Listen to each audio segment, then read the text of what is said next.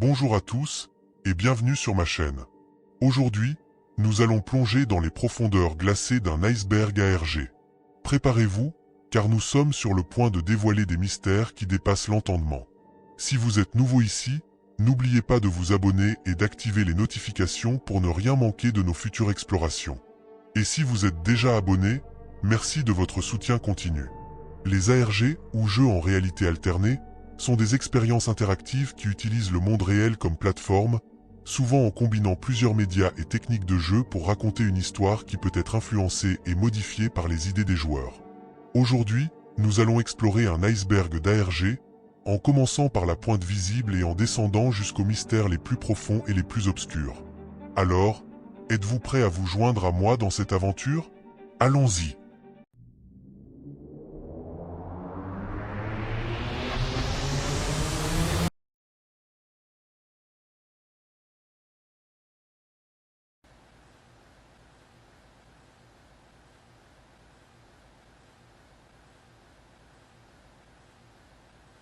Marble Hornet est une web-série de jeux en réalité alternée, ARG, inspirée par le mythe en ligne de Slenderman. La première vidéo a été postée sur YouTube le 20 juin 2009, suite à un post que son créateur, Troy Wagner, a créé sur le forum Something Awful le jour précédent. C'était la première web-série à être créée autour du personnage, avec le premier épisode diffusé exactement 10 jours après l'apparition des images originales de Slenderman sur les forums Something Awful. La série suit Jay Merrick, Troy Wagner, un jeune homme qui tente de découvrir ce qui s'est passé pendant le tournage de Marble Hornet, un projet de film étudiant inachevé dirigé par son ami, Alex Crowley. Au cours de la série, Jay découvre une présence sombre et sinistre connue sous le nom de The Operator, qui semble être liée aux événements entourant le film. Après cette saison, Marble Hornet s'est terminée en 2024, laissant les fans avec de nombreuses questions sur la conclusion de la série. Dans les derniers épisodes de Marble Hornet, Jay se retrouve finalement face à face avec The Operator dans un affrontement final. Alors que Jay affronte l'entité mystérieuse, il doit lutter avec ses propres peurs et doutes, conduisant à une conclusion choquante et inattendue. Avec son récit innovant et son atmosphère effrayante, Marble Hornet a laissé un impact durable sur le monde de l'horreur en ligne. La série a inspiré d'innombrables imitateurs et spin-offs, cimentant son statut de classique du genre.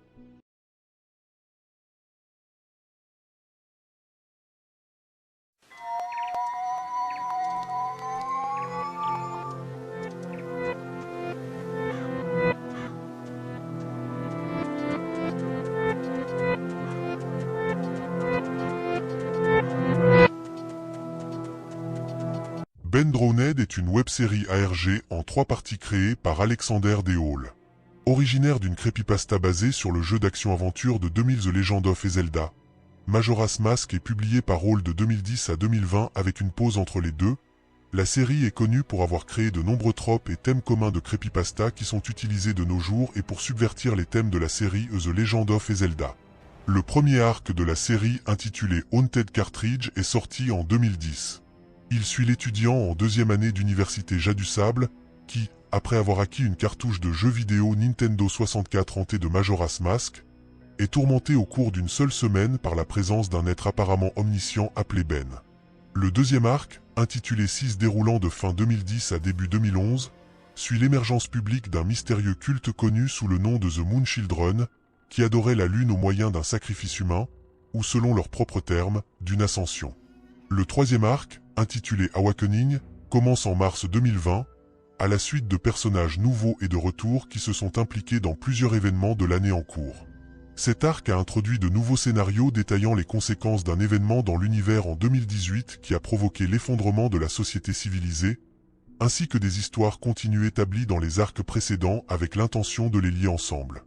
La série est l'une des web-séries les plus populaires sur Internet, avec des centaines de milliers de téléspectateurs, et a été largement reconnue à la fois comme un exemple de légende urbaine moderne et comme une influence majeure pour aider à établir et à légitimer les creepypastas en tant que genre littéraire, créant de nombreux tropes reconnaissables que l'on voit aujourd'hui dans les histoires d'horreur modernes sur Internet.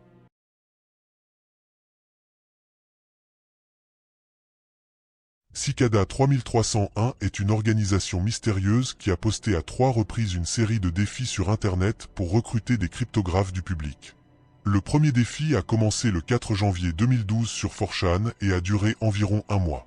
Ces défis, principalement axés sur la cryptographie, la stéganographie et l'anonymat en ligne, ont été publiés dans le but déclaré de recruter des individus très intelligents. L'identité des personnes ou des organisations derrière ces défis reste inconnue, ce qui a ajouté à l'aura de mystère qui entoure Cicada 3301. De nombreuses théories existent concernant le but de Cicada 3301.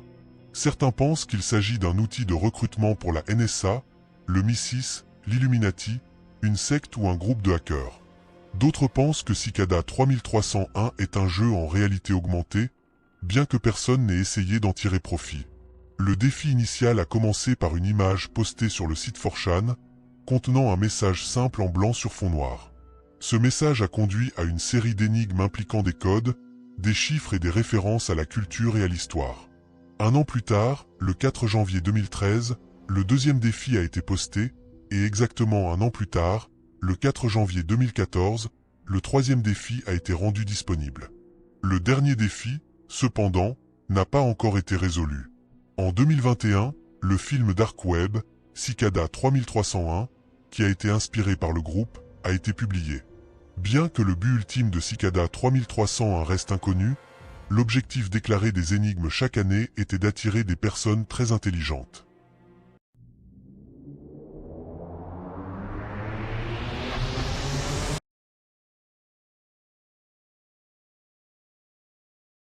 Catastrophe Crow 64 est un jeu qui a été développé par Manfred Lawrence et Opus Interactive pour la Nintendo 64. C'est un jeu qui symbolise la douleur de Manfred après la perte de sa fille. Beaucoup pensent que Manfred s'est suicidé en sautant d'un bateau montré dans le jeu avec des ordinateurs volés au bureau pour le Lester. Le jeu a été présenté comme un cadeau pour sa fille, basé sur l'un de ses dessins. Le jeu a reçu une attention médiatique significative pendant son développement, surtout depuis que Manfred a promis une exploration sans peur de mondes inconnus et quelque chose appelé un système de renaissance éternelle, que Adam passe pour une mauvaise traduction. Pendant le développement, les choses ont pris un tournant sombre. La date de sortie du jeu a été constamment repoussée au point où une date de sortie devenait inquiétante. Des rumeurs ont commencé à circuler autour de Manfred, l'une d'elles étant que sa vie familiale s'était complètement effondrée, car il, je cite, n'avait pas vu sa famille depuis des mois.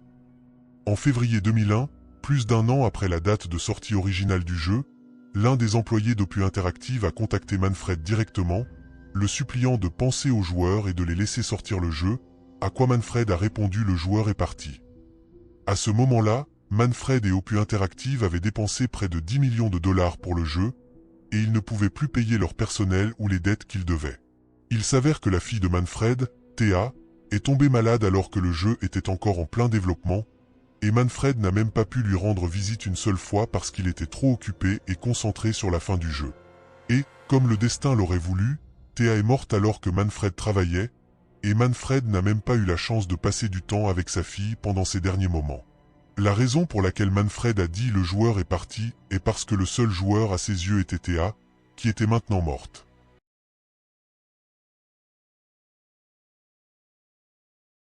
Cypherhunt était un ARG créé par Alex Hirsch, le génial cerveau derrière Gravity Falls. Le but? Trouver une statue réelle de Bill Cipher. Alex Hirsch a voulu offrir aux fans un dernier mystère inattendu. Avec l'aide de l'artiste Ian Worrell, ils ont planifié les emplacements pour la chasse. Les fans ont dû décoder des indices laissés par Alex Hirsch dans des endroits du monde entier, des conventions aux lieux de vacances. Plus que le prix matériel, c'était l'expérience de la chasse qui a marqué les fans. Ils ont créé des liens, partagé des théories et vécu une aventure unique.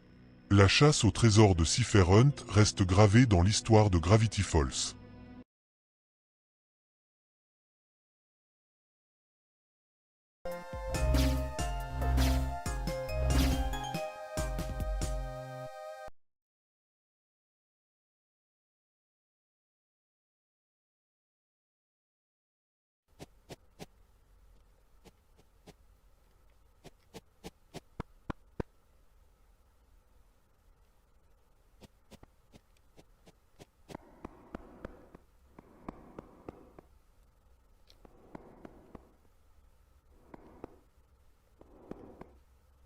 Petscop est une série de vidéos publiées sur YouTube qui ressemble à un let's play d'un jeu vidéo PlayStation. Petscop est présenté comme un jeu perdu depuis longtemps que le protagoniste, Paul, a découvert. Au début, Petscop semble être un jeu d'énigmes innocent. Le joueur contrôle un personnage appelé le Gardien, dont le but est de capturer des créatures étranges appelées Pets en résolvant diverses énigmes. Alright, so the second one here is sort of a music one. The idea here is you have to get your clone over there to overlap with it. I'll just cut to the chase. You just set this to, what is it? 7. And, just like that.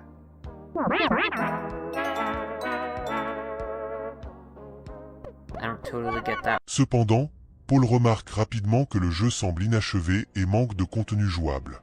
En suivant un code et des instructions qui étaient attachés à la boîte du jeu, Paul accède à une section cachée du jeu. Cette nouvelle zone, connue sous le nom de New Maker Plan, est un vaste champ d'herbe, plongé dans l'obscurité sauf pour un projecteur qui suit le gardien. Au fur et à mesure que Paul explore davantage le New Maker Plan, il découvre des éléments de plus en plus troublants. Il est révélé que Petscop a été conçu pour une personne spécifique qui a fait quelque chose d'horrible. La série met en scène un homme nommé Marvin, la disparition de son amie d'enfance Lina, et un incident où Marvin kidnappe sa propre fille, Kerr, qu'il croit être Lina réincarnée. Petscop est une série fascinante qui mêle le gameplay d'un jeu vidéo à une histoire profonde et troublante. Bien que la série soit terminée, le mystère de Petscop continue de captiver les spectateurs du monde entier.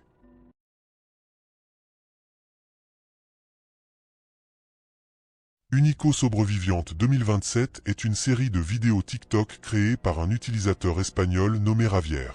Dans ces vidéos, Javier prétend être le seul survivant d'une catastrophe qui a éteint l'humanité en 2027. L'histoire commence lorsque Javier se réveille dans un hôpital désert à Valence, en Espagne. Il ne se souvient ni de son nom ni de l'endroit où il vivait. En sortant dans la rue, il découvre qu'il n'y a personne et que tous les appareils électroniques indiquent l'année 2027. Javier explore Valence et ses alentours, traverse des magasins vides, arpente un hôpital sans médecin ni malade, s'engouffre dans une station de métro désertée. Les pigeons sont les seuls êtres vivants qu'il croise. Au fil de ses explorations, Javier découvre qu'il est le sujet d'une expérience temporelle sous le nom de code de JESP 8827.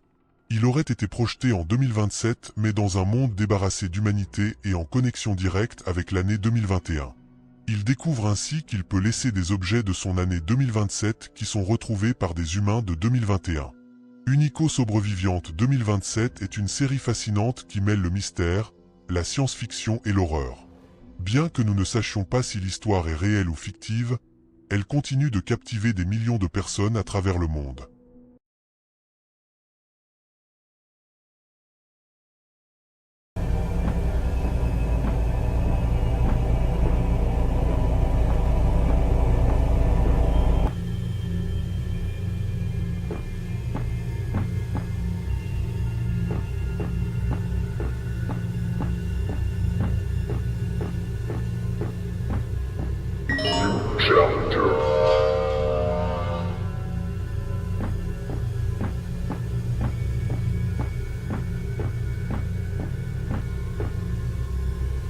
No Players Online est un jeu d'horreur en vue à la première personne développé par Adam Peep, avec une conception sonore de Victor Cross.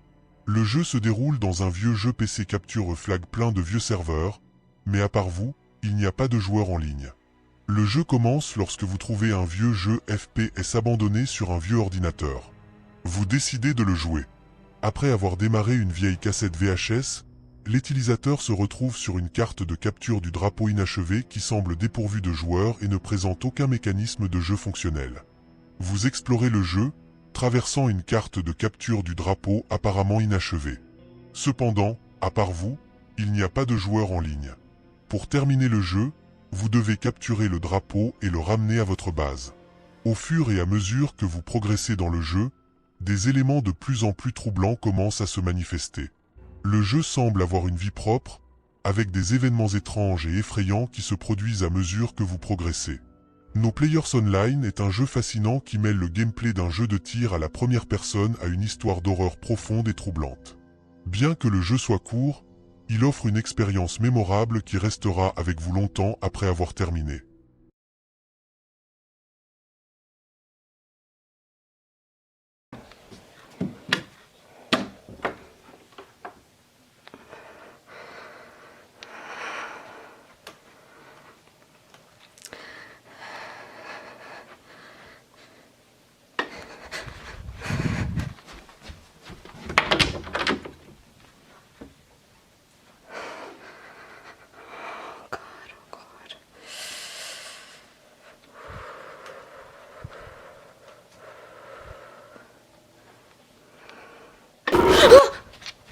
I Am Marie est une série de vidéos publiées sur YouTube qui suit une jeune femme nommée Marie. Marie se réveille dans ce qui semble être la maison de ses parents, mais elle ne se souvient pas comment elle est arrivée là. L'histoire commence lorsque Marie se réveille dans une maison familière, mais avec des détails légèrement décalés. Elle ne se souvient que de deux choses. Son nom est Marie et la maison ressemble à celle de ses parents. Marie explore la maison, essayant de comprendre pourquoi elle est là et comment elle peut partir. Cependant, toutes les fenêtres sont incassables et toutes les portes sont verrouillées. Au fur et à mesure que Marie explore la maison, elle commence à rencontrer des entités étranges et effrayantes. Ces entités semblent représenter divers aspects de la psyché de Marie, y compris son anxiété, son autodépréciation et son regret.